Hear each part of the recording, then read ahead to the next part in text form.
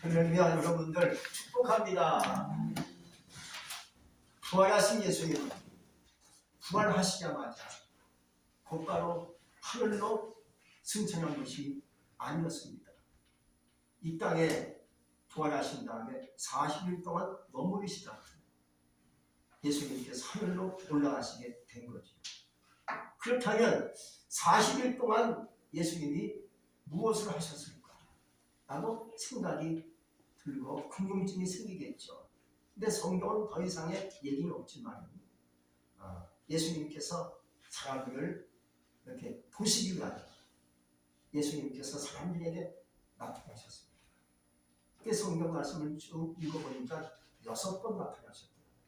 첫 번째는 예수님께서 부활하실 때 무덤가에서 막달라 마리아와 다른 마리아에게 예수님이 나타나셨어요. 그래서 난 살아났으니 갈릴리로 가서 내가 살아났다는 것을 전하라 하고 예수님이 막달라 마리아에게 얘기합니다. 두 번째는 예수님이 엠마오로 가는 두 제자에게 나타나셨어요. 예수님이 돌아가셨잖아요. 무덤에 머물러 계셨잖아요. 그리고 거룩한 주일날 예수님이 부활했는데 두 제자가 그것도 모르고 주님은 죽었어. 희망이 없어. 무슨 꿈이 있겠어. 우리 주님이 죽으셔. 하고 두 제자가 자기 고향집으로 돌아가는 길에서 예수님을 탁 만나게 된 거죠. 놀라운 일입니다. 또 세 번째는요. 모든 제자들에게 나타나셨는데 갈릴리 어느 지대, 그 집은 잘 몰라요. 갈릴리 어느 지대 한 곳에 모여있는 곳에 예수님이 부활의 주님으로 나타나셔서 이렇게 말씀을 하셨죠. 너희에게 평강이 있을지어다. 제자들은 예수님이 죽었어요. 돌아가신 것을 몰랐어요. 다시 살아날 것이다 라는 말씀을 깜빡 잊어버려요. 그들도 예수님이 죽었으니까, 처형당했으니까, 십자가 달려 죽으셨으니까 우리도 잡히면 죽을 거다 생각하고 다 두려워서 눈을 걸어잠그고 있었을 때 예수님이 오셔서 얘기하신 거죠. 너희에게 평강이 있을지어다. 이게 주님이 부활의 주님으로 나타나신 거죠. 또 네 번째는요. 의심 많은 도마에게 나타나셨어요. 사실 제자들이 이곳에 나타나시는데 그 가운데 도마가 없었거든요.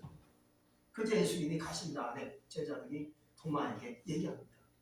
예수님이 오셨다고 하셨어. 우리가 봤어. 도마는 에이 그런 소리 하지 마. 예수님이 죽으셨는데 어째 죽은 사람이 나타날 수 있겠어? 나는 못 믿겠어. 하고 예수님을 불러합니다. 믿지 못했습니다.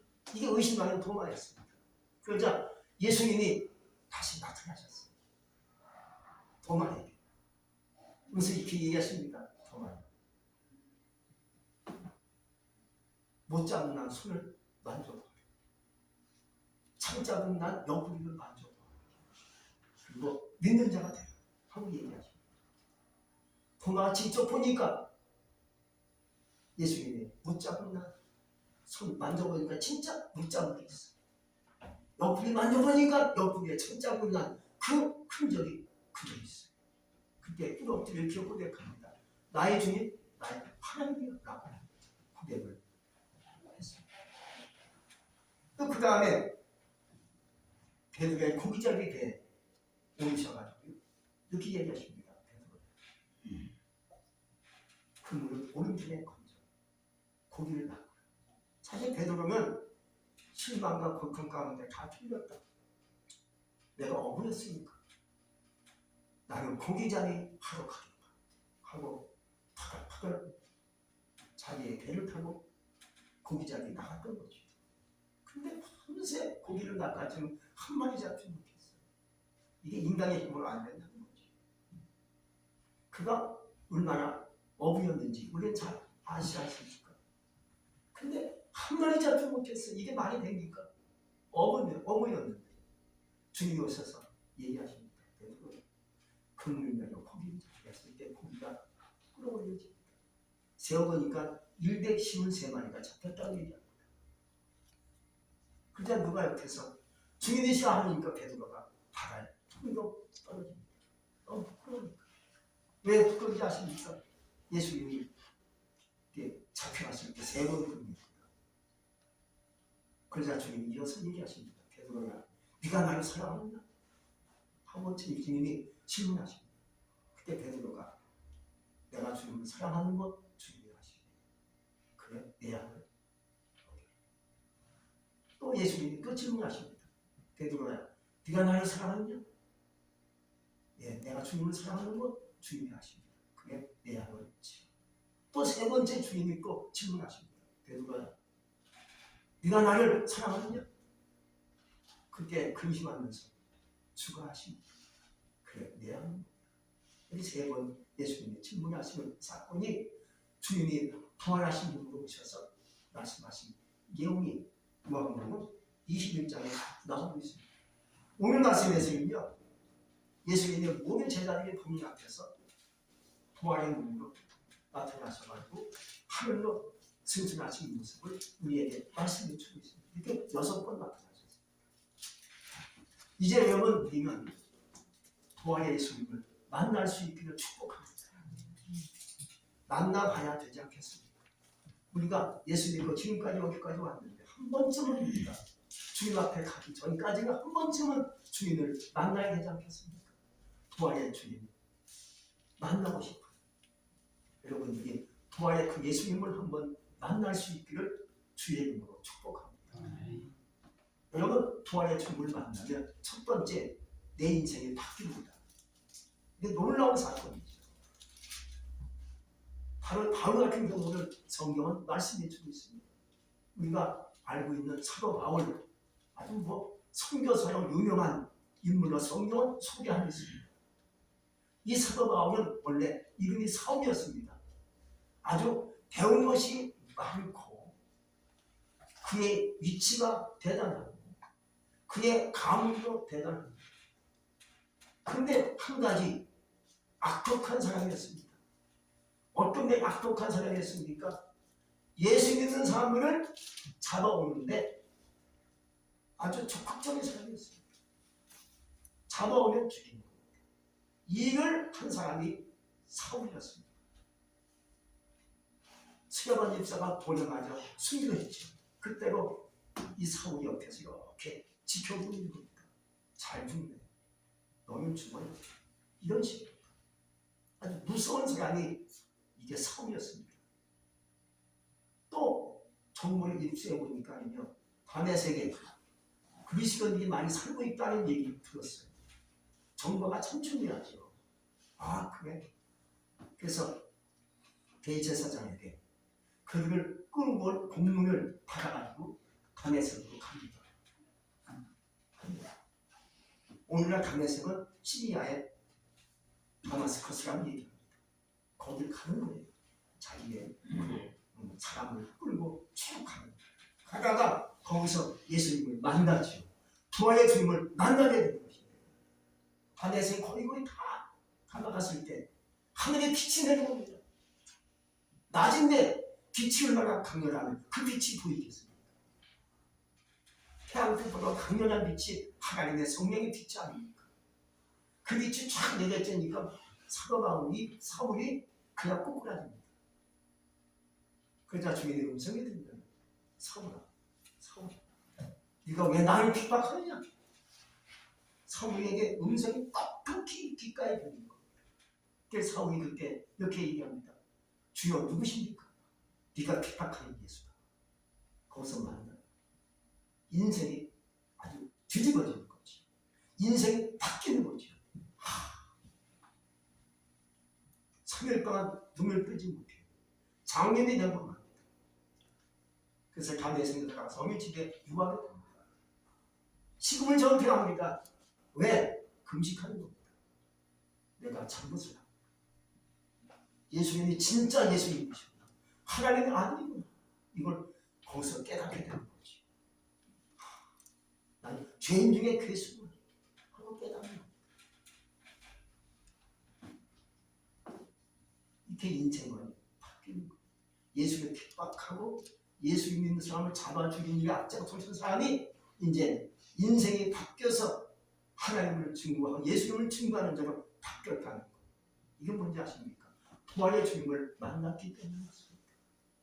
예수님을 만나면 내 인생이 달라져요. 내 인생이 바뀔 줄로 믿습니다. 내 마음이 바뀌고 내 사상이 바뀌고 내 정신이 바뀌고 내 육체가 바뀌고 나의 모든 가정이 바뀔 줄로 믿습니다. 여러분, 이런 기회를 통해서 예수님을 만날 수 있기를 주의 이름으로 축복합니다. 두 번째는요, 주님을 따라가게 됩니다. 베드로 같은 경우가 그렇습니다. 예수님이 잡혀가실 때 아까 말씀을 드렸지만 3번 예수님을 부인합니다. 나 모르고 그러냐 답이 옵니다. 그때 밖에 나와서 통곡합니다. 내가 주님을 모른다고 부인할 수 있다면 통곡하는데, 그리고 예수님을 부활의 주님을 만나지 않습니까? 그때 새롭게 결심하여 주님을 따르고 복음 전하다가 베드로를 순교하게 됩니다. 참 놀라운 일이죠. 의심하는 도마는요, 인도로 가서 순교하다가 순교했다는 정확한 메시지가 있어요. 또 확실한 것은 아니지만 이 도마가 한반도까지 와서 순교하고 갔다는 얘기가 있어요. 그 정황이 조금 어느 정도 저 영남 쪽에 어떤 그 흔적이 있다고 얘기를 했어요. 도마의 순교는요, 바울의 순교보다 10년이 앞섰다고 해요. 그 인도의 남부인 챈나이에서 순교하다가 AD 72년에 그 원주민의 창에 찔려서 순교당했다고 얘기합니다. 지금도 챈나이에 그 도마의 무덤이 있다고 합니다. 도마의 영향이 얼마나 큰지 챈나이의 그 일대는 지금도 6천여 개의 교회가 있다고 해요. 기독교 우리 교회가 있다고 해요. 그 신학교가 한 300개 정도 신학교가 챈나이의 그 지역에 있다고 해요. 그리고요, 기독교 인구가 인도의 전체 인구의 18%가 예수 믿고 있다는 거예요. 그래서 3%에 해당하는 그 약 3,900만 명이 기독교인이라고 해요. 그리고 2천만 명이 챈나이 지역에 기독교 순수한 천주교 말고 기독교인이 2천만 명이 챈나이 지역에 몰려있다고 해요. 여러분, 한 사람의 영향이 얼마나 큰지 실감할 수 있지 않겠습니까? 이 모든 사역의 출발점이 뭔지 아십니까? 부활의 주님을 만났다는 거예요. 만나서 이렇게 고백했습니다. 나의 주님, 나의 하나님. 이 고백의 시작으로 그가 인도가서 선교하고 선교하다가 순교하게 된 줄로 있습니다. 서양 속담에 이런 말이 있습니다. 지독한 몸부림은 신도 알아준다. 그런 말이 있어요. 하나님 앞에 몸부림 치는 거지. 주님 앞에서 교회에서 몸부림을 치는 거지. 치다 보면 우리 주님께서 나에게 오시지 않겠습니까? 미국의 포도 자동차 처음자 헨리 포드는 어려웠던 시절을 주님을 만나서 어려움을 극복하고 어린 시절을 회복하면서 추억하면서 이렇게 말을 했다고 해요. 당신이 할 수 있다고 믿건 할 수 없다고 믿건 믿는 대로 된다 라고 얘기합니다. 우리 그러므로 할 수 없다고 믿는 믿음은 좋은 게 아니죠. 할 수 있다고 믿는 믿음을 갖기를 주의 이름으로 축복합니다. 불가능해, 힘들어, 할 수 없어, 이제 끝났어 라는 삶이 나에게 다가와요. 나는 할 수 있어. 나에겐 예수님이 계셔. 난 부활의 주님을 만났어. 나도 할 수 있어. 그런 믿음을 갖기를 주의 이름으로 축복합니다. 근데 사도 요한만이 순교하지 않고 반모섬이라는 섬에 가서 귀양살이 하다가 계시록을 기록했다고 얘기합니다. 오늘날 반모섬은 있는데 그리스 영내에 있는 섬으로 얘기합니다. 여러분, 주님을 따라가는 거 쉬운 게 아닙니다. 예수 믿고 주님을 끝까지 따라가는 거 쉬운 게 아니죠. 예수님을 끝까지 따라가기 위해서는요, 세상 것을 버릴 수 있는 마음이 되어야 된다는 거죠. 세상 욕심, 세상 쾌락 이것을 멀리하고 주님을 따라가다 보면 또 새로운 길이 열리게 되어 있습니다. 그 새로운 길이 뭐겠습니까? 은혜의 길이 열릴 줄로 믿습니다. 영적인 세계가 나에게 열릴 것입니다. 하나님의 축복의 세계가 나에게 열릴 것입니다. 아브라함도요, 하나님을 만났을 때 그 인생이 뒤집어지고 바뀌어지면서 복의 삶으로 바뀌게 된 줄로 믿습니다. 여러분, 부활의 주님을 만나셔서 복의 삶으로 바뀔 수 있기를 주의 이름으로 축복합니다. 또 주님을 따라가다 보면 배울 것이 많고 받는 것이 무궁무진해집니다. 엄청나게 받는 것이 많아지겠죠. 내 사람들을 따라가면 아무리 훌륭한 사람을 따라가면요, 3년이면 다 배우고는 안 돼요. 더 이상 배울 것이 없다고 제가 신학교 다닐 때 교수님이 얘기합니다. 아무리 훌륭한 교수라 해도 3년만 따라다니면 배울 것이 바람이 난다는 거죠. 그러나 주님을 따라가면 배워도 끝이 없습니다. 배우다가 천국 가는 거예요. 첫째, 세 번째, 부활의 주님을 만나면 말씀을 가지고 살게 됩니다. 내가 그동안 말씀을 관심을 갖지 못했어. 주님 앞에 나와서 예배를 드렸지만 말씀을 따라 살지 못한 것 같아요. 그러나 부활의 주님을 만나니까 말씀을 따라 가야지. 말씀을 갖고 살아야지. 이런 결단이 생긴다는 거죠. 우리는 성경 말씀을 읽기도 하고 듣기도 하고 쓰기도 할 때가 있어요. 그러나 여전히 나의 생각과 뜻을 따라 살 때가 참 많아요. 말씀을 알아요. 말씀을 배웠어요. 말씀이 위대한 거 알아요. 말씀이 누굽니까? 하나님인 걸 알지만은 또 살다 보니까 내 생각, 내 뜻을 따라 살 때가 많이 있어요. 그래서 여전히 발전이 안 돼요. 은혜가 발전이 돼야 되겠고, 믿음도 발전이 돼야 되겠고, 하나님의 축복도 커져야겠구나. 이게 안 되는 거예요. 왜 안 됩니까? 말씀을 따라 살지 못하고 자꾸만 내 생각, 내 뜻을 살다 보니까 이게 안 되는 거죠. 안 되는 거예요. 그러니 이제는 부활의 주님을 만나시어서 말씀을 따라 살 수 있기를 바랍니다. 말씀을 배우기도 하고 말씀을 듣기도 하지만 이제 내가 말씀을 마음속에 품고 그 말씀을 가지고 사는 거예요. 이제는 말씀을 가지고 살기를 축복합니다. 말씀을 가지고 살다 보면 말씀이 나를 언젠가 어느샌가 나를 끌어가는 것을 느끼게 돼요. 말씀이 나를 끌어가네. 신기하네. 저녁에 내 뜻과 내 생각으로 살아왔는데 이제부터 내가 살다 보니까 말씀이 나를 끌어가는 것 같아.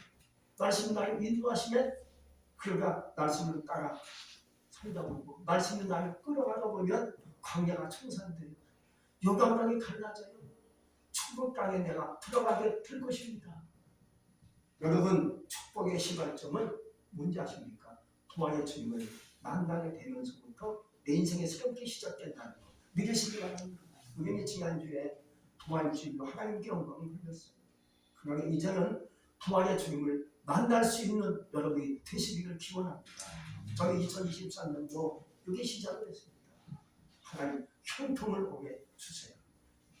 교회도 형통하고 우리 성도들의 가정도 형통하기를 원합니다. 하고 소원을 하나님께 올렸습니다. 올해 여러분들의 삶이 반드시 형통할 줄로 믿습니다. 부활의 주님을 만나면 우리의 부활의 주님 오셔서 나를 인도하십니다. 나를 끌어가십니다. 그래서 부활의 주님을 따라서 가는 길만이 형통의 길로 가는 길인 줄로 믿습니다. 이제 그러기 위해서는요, 우리가 할 것이 몇 가지가 있어요. 뭐겠습니까? 내가 어찌 부활의 주님을 만날 수가 있을 것인지, 주님의 그 부활의 능력을 우리가 체험할 수 있을 것인지. 첫 번째는요, 먼저 각자에게 주어진 사명감을 감당하는 길이에요. 사랑하시는 성도 여러분, 내게 주어진 사명이 있습니다. 각자에게 주어진 사명감이 있지요. 그날 다시 다른 말을 해석하면 이런 겁니다. 내게 주어진 십자가가 있다는 얘기예요. 십자가 다 각자에게 있어요. 있는데 제자들에게 있어서 오늘 그 사명감은 주님의 증인이라는 거예요. 8절에 오늘 말씀을 예수님이 하지 않았습니까? 한번 8절 말씀 다 같이 읽어보겠습니다. 시작. 8절 시작. 오직 성령이 너희에게 임하시면 너희가 권능을 받고 내게 세상과 온 유대와 사마리아와 땅까지 이르러 내 증인이 되리라 하시니라. 이것이 오늘 제자에게 주신 사명감. 주님께서 허락하신 일입니다. 그러나 우리에게는 어떤 사명만 있겠습니까? 각자에게 주어진 십자가가 있고 사명이 있습니다. 그걸 지고 가는 거예요. 십자가 잘 지고 가는 길에서 내가 주님께서 허락하신 말씀을 마음속에 품고 내게 주어진 십자가 그것을 잘 지고 나가다 보면 어느 시점에서 어느 그 인생길에서 내가 부활의 주님을 만나게 될 것입니다. 그러나 우리가 어디서든지 주의 뜻을 전할 수 있기를 주의 이름으로 축복합니다. 다음으로는요, 기도하는 삶이 되어야 한다는 거예요. 이 말은 기도가 먼저라는 얘기예요. 어떤 경우에든지 언제 어디서든지 기도가 먼저가 되라는 거예요. 급한 일이 생길 수가 있어요. 나에게 문제가 터질 수 있어요. 또 고난이 나에게 올 수가 있어요. 그럴 때도 우리는 먼저 기도하는 사람이 되시기를 주의 이름으로 축복합니다. 급하다고 사람 찾아가지 않기 바랍니다.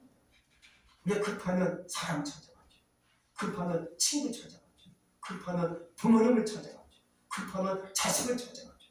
그게 우선순위가 아니에요. 우리는 먼저 하나님께 기도하시는 거죠. 급할 때일수록 마음이 괴로울수록 내 마음에 울적할수록 내 마음이 힘들 때일수록 자식 찾지 말고 부모 찾지 말고 이웃을 찾지 말고 친구를 찾지 마시고 하나님께 나와 기도합니다.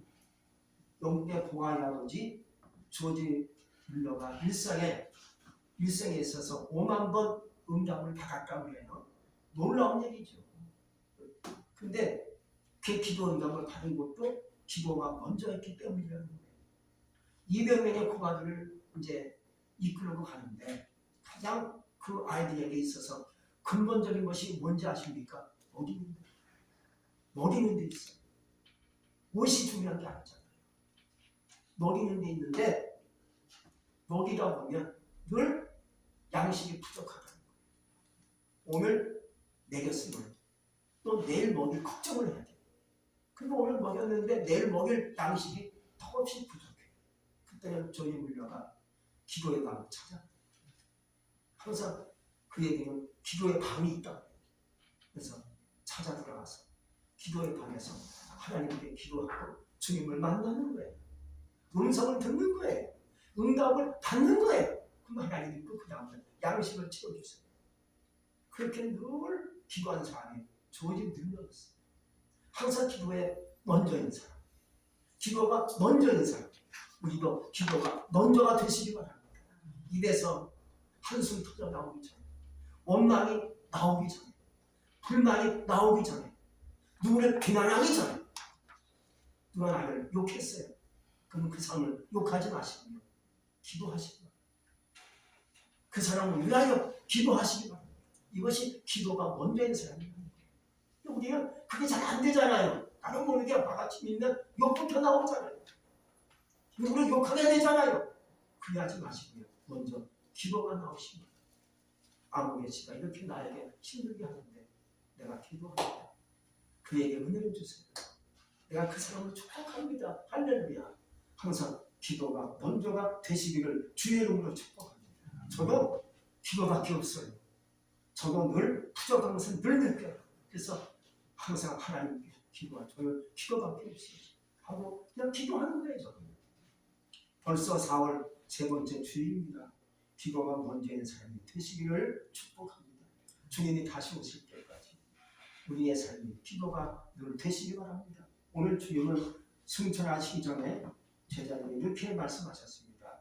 예루살렘을 떠나지 말고 내게 들은 말 아버지의 약속하신 것을 기다리라 하고 오늘 읽지 않았지만 4절에 예수님이 말씀해 주고 있습니다.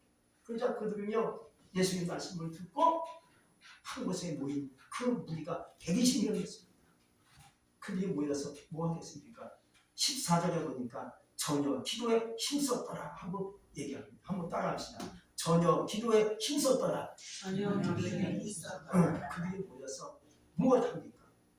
얘기하고 세상 얘기하고 농담하고 이게 아니라 무조건 기도에 힘을 쓴 겁니다. 그게 기도에 힘쓰다 보니까 여기 있다가 오순절날 성령이 그에게 인해서 바람처럼 불처럼 역사하는 그 성령의 능력이 임하게 된 줄로 믿습니다. 여러분 기도하다가 부활의 주님을 만날 수 있도록 십자가 지고 가시다가 부활의 주님을 만날 수 있기를 축복합니다. 불쌍한 이웃을 돕다가 부활의 주님을 만날 수 있기 바랍니다. 이웃에게 다가가 전도하시다가 부활의 주님을 만날 수 있기를 주의 이름으로 축복합니다. 기도하겠습니다. 하나님 감사합니다. 우리가 지난 주에는 부활 주일로 하나님께 영광 돌려지. 이제 우리는 예수님의 부활되신 그 주님을 만나기를 원합니다. 예수님을 내가 만나야, 부활의 주님을 내가 만나야 내 인생이 바뀌어지고 내 삶이 바뀌어지고 나의 모든 것이 아름다워질 줄로 믿습니다. 주님의 백성으로, 주님의 사랑으로, 기도하는 사람으로 내 인생이 바뀔 줄로 믿습니다. 주여, 내 인생 속에 주님이 오셔서 우리를 만나주시옵소서. 나를 만나시옵소서. 내가 부활의 주님을 만나기를 원합니다. 예수님 이름으로 감사하며 기도했습니다. 아멘.